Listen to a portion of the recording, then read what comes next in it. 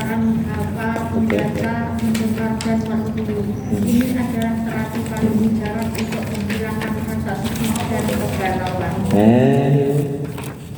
Al-Quran merupakan terapi yang mujarab luar biasa kalau dibanding-bandingkan dengan bodrek, dengan pil apa lagi? Paranet, Panadol, Paragrip dan lain sebagainya. Maka Al-Quran akan lebih hebat, ya, karena ini merupakan terapi mujarab paling hebat untuk menghilangkan kegundahan, keresahan, kemumetan, apalagi kepuyengan, apalagi kesetresan, kesesakan dada, ya, dan lain sebagainya. Nggak percaya? Monggo Anda praktekkan, buktikan. Lagi kuyang-kuyang, ambil air wudhu. Kondisi apapun yang membuat kita sedih, coba berwudhu, ambil Al-Quran, atau sebelum Al-Quran kita sholat sunnah dulu. Entah itu sholat sunnah taubat, sholat sunnah hajat, ya, supaya kesedihan kita dihilangkan, ya, dan minta yang terbaik dari Allah, ya. Sholat sunnah, kemudian ambil Al-Quran, baca. Tadi dalam poin yang kedua, membaca Al-Quran itu dilakukan dengan empat cara. Yang pertama adalah membaca. Tadi ya, menghafal, kemudian mendengar, merenungi. Wah, ini Bu ya. Dengan kalau baca Al-Quran cuma terjemahannya saja itu gimana? Sudah bagus, nggak apa-apa. Dan itu lebih baik daripada bengong. Ya, maka kalau yang terbaik kalau kita tidak memahami artinya, baca Al-Quran dengan artinya, walaupun sedikit-sedikit. Kayak saya terangkan tadi, sedikit-sedikit ini akan dapat mengobati, ya, mengobati hati yang gundah. Makanya Al-Quran betul, Al-Quran itu sebagai obat. Bukan berarti obat itu Qurannya kita bakar, kemudian abunya kita masukkan kemana? Blender. Ke air putih, ya, atau di jus, ya Bu ya, kemudian diminum lalu sehat. Bukan itu maksudnya. Al-Quran dikatakan sebagai obat, ini artinya obat hati, obat penyakit sosial, obat korupsi, obat tukang bohong, obat macam-macam. Ini maksudnya, karena dalam Al-Quran semuanya itu obat, semua isinya, ya, yang mengarahkan kita kepada kesehatan, kebenaran, kejujuran, kebahagiaan, dan lain sebagainya. Ini obatnya sebenarnya, seperti itu maksudnya. Maka dengan 4 cara tadi, baca saja, walaupun kita nggak tahu artinya, apalagi baca artinya, wah, langsung akan diberikan nur, kata Allah. Ya, setiap huruf yang kita baca, Allah akan memberikan nur, bagaikan nur sinar matahari. Nah, ya. Jadi jangan sampai kita lupakan. Programkan ibu-ibu tiada hari tanpa baca Al-Quran, walaupun 1 lembar. Tolong ya, biasakan. Ini akan indah, apalagi habis sholat subuh. Wah, indah banget. Sholat dunia ini terang benderang itu pada hari ini.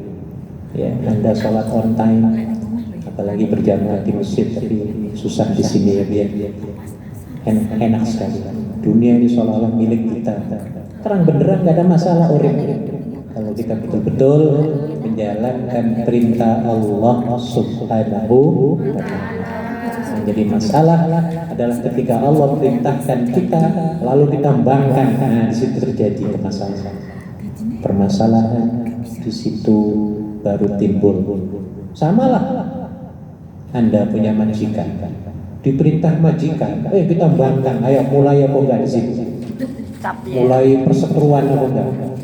Kalau sudah perseteruan, artinya kayak apa? Wah, enggak karuan sudah. Iya, macam-macam itu pikiran. Nah, ini banyak, ya, dengan perintah Allah, ya, harusnya secepatnya kita lakukan. Ini maksud dari Al-Quran, ya. Makanya kemana-mana ibu-ibu, ya, upayakan Al-Quran bersama kita. Di bis, nggak usah ngelamun ngapal itu ya Quran 1 ayat, bisa nggak? Dari rumah ke sini nih ngapal 2 ayat bisa nggak dalam Al-Quran? Saya kira bisa ya kalau kita programkan niat betul-betul. Iya, cobalah di-upgrade hafalan juz yang ke-30.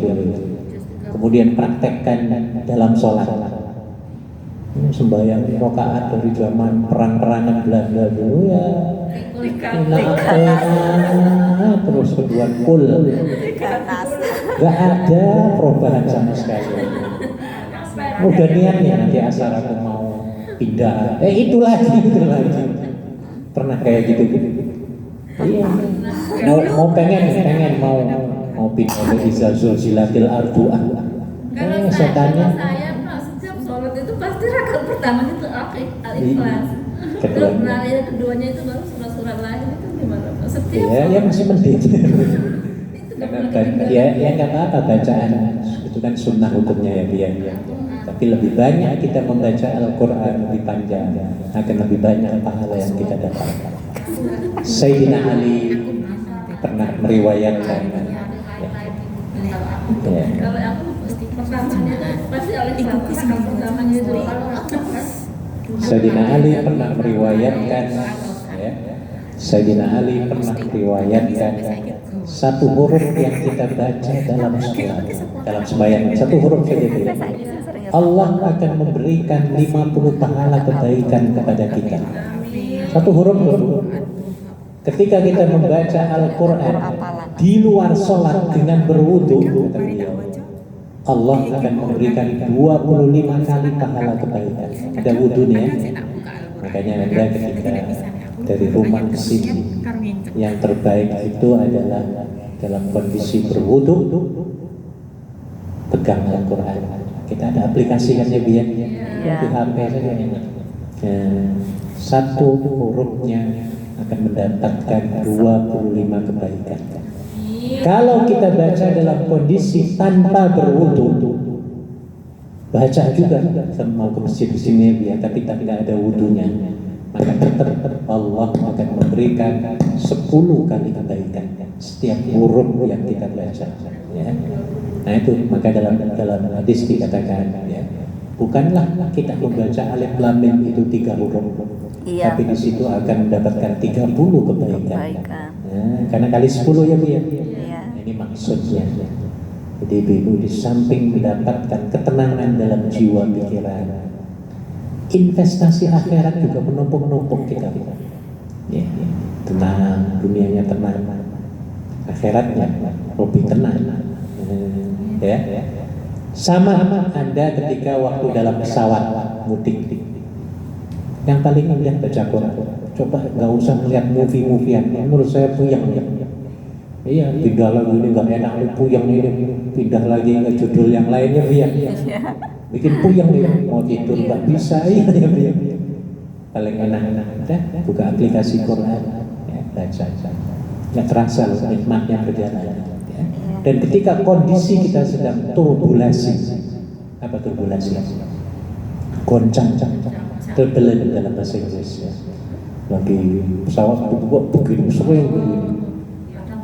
Ayo pikiran kayak kita gimana ketika itu? Kacau ya Bu ya. Tapi dengan baca Al-Quran insya Allah akan tenang. Dalam kondisi apapun. Kalau kita baca Al-Quran akan tenang. Ini kalau di Malaysia Airlines itu ada Quran di monitor dia. Kita bisa baca di sini atau kita bisa dengerin. Ya. Ataupun ada stasiun radio Islam ada dalam Malaysia Airlines, ya. Ada dikiran, ada nasyidaliyah, ada qasidahan maksudnya, ada banyak Islam. Dan itu lebih indah ketimbang kita melihat film-film yang kita sendiri gak ada manfaatnya untuk kita ya, capek aja matanya. Ini gak ada faedah. Jadi itu yang dimaksud tadi dalam surah Al-Kahfi ya, wa ya'maluna as-salihat anna lahum ajran hasanan. 10 menit lagi. Nomor 3. Upayakan selalu mengerjakan sholat berjamaah sejak takbiratul ihram bersama imam. Sering-seringlah berdiam diri di dalam masjid dan biasakan dirimu untuk bersegera memenuhi panggilan sholat. Dengan demikian Anda akan mendapatkan kebahagiaan. Ingin bahagia? Praktekkan 3 poin nomor 3 itu. Yang pertama, upayakan sholat berjamaah. Tapi kan panjenengan susah. Ya paling tidak liburan lah. Ya, ketika ada di luar, oh ini mau zuhur nih, aku mau ke masjid. Harusnya kayak gitu. Lagi di luar nih, 5 menit lagi mau asar, lari ke masjid. Wah ini orang hebat. Dia akan mendapatkan keberuntungan, kebahagiaan yang tersendiri, yang tidak bisa dirasakan oleh teman-temannya yang lain. Beda. Kebahagiaan itu hanya kita yang merasakan ya dia. Iya, dan kebahagiaan tidak bisa ditukar, dibeli dengan kiloan emas, itu nggak bisa. Tidak semestinya kita mau bahagia itu harus punya memiliki emas 2 kilo ya 4 kilo dan lain sebagainya. Emas bukan kunci kebahagiaan. Kebahagiaan adanya di situ tadi. Yang pertama, sholat berjamaah. Nanti kalau sudah kembali ke tanah air, Anda kumpul dengan keluarga, coba upayakan ya, ngomong dengan suami, Mas, panjenengan jadi imam loh ya, aku jadi makmum dengan anak-anak. Nanti habis salam selesai, Mas nanti kasih tausiah ya 2 menit. Waduh indah banget loh. Atau gantian. Ya. Mulu banget tim Sina. 1 menit lah harus. Atau baca saja kayak gini, dibaca saja Bu. Mau jadi imam aja sudah alhamdulillah. Ya kalau itu udah lulus, bacain saja kalau nggak ngerti tausiah. Oh iya. Ayo, bojomu dengerin. Nah, misalnya aku mau baca ini, 2 poin saja. Cukup loh, enak. Ini akan mendapatkan kebahagiaan tersendiri. Kita yang ceramah. Gak usah ceramah-ceramah, harus baca saja, baca saja. Gak usah mikir-mikir. Mau cari hadis, baca saja. Karena ibu jangan dibuang ini ya biar. Kumpulkan dalam file. Sudah tak bawa pulang Indo. Ini oleh-oleh ini. Nanti buat Ada 5 kilo itu dikumpulin buat belajar. Mungkin yang sudah 20 tahun ya ada 1 lemari. Iya sampai numpuk gitu. Iya, banyak teman-teman yang terkesan ya, belajar di sini, sudah pulang ke tanah air ya. Bisa diamalkan. Itu yang pertama. Yang kedua, sering-seringlah berdiam diri di dalam masjid seperti Anda kita semua ini. Bersyukur kepada Allah.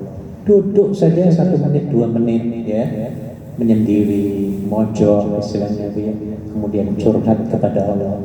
Apalagi dibarengi sebelumnya dengan sholat tahiyatul masjid, sholat duha, kemudian curhat kepada Allah.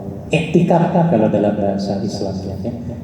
Berdiam diri di masjid walaupun sebentar, ini akan dapat menenangkan dan mendapatkan kebahagiaan ya.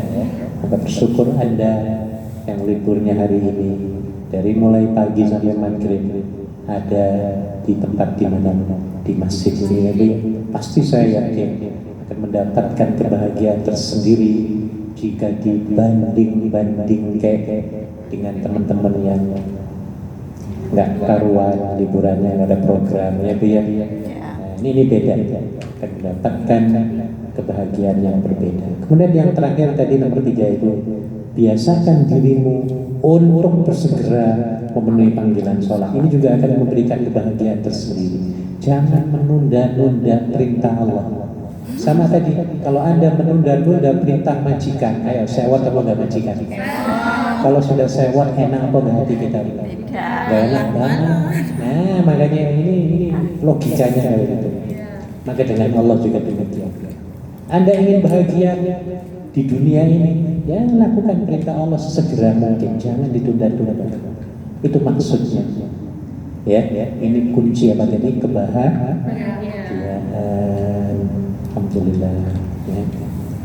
Satu lagi, dan kita selesai. Tolong dibaca lengkap. Jauhilah perbuatan dosa, karena dosa adalah sumber kegundahan dan kesedihan. Ia adalah penyebab dan pemicu segala bentuk musibah dan krisis. Nih sangat betul sekali. Ya, di sini ada 560 tausiah poin untuk mendapatkan kebahagiaan. Jadi dalam buku kecil ini sebanyak 560 nasihat. Ya, di antaranya adalah perempat. Jauhi perbuatan dosa sekecil apapun yang Bu ya.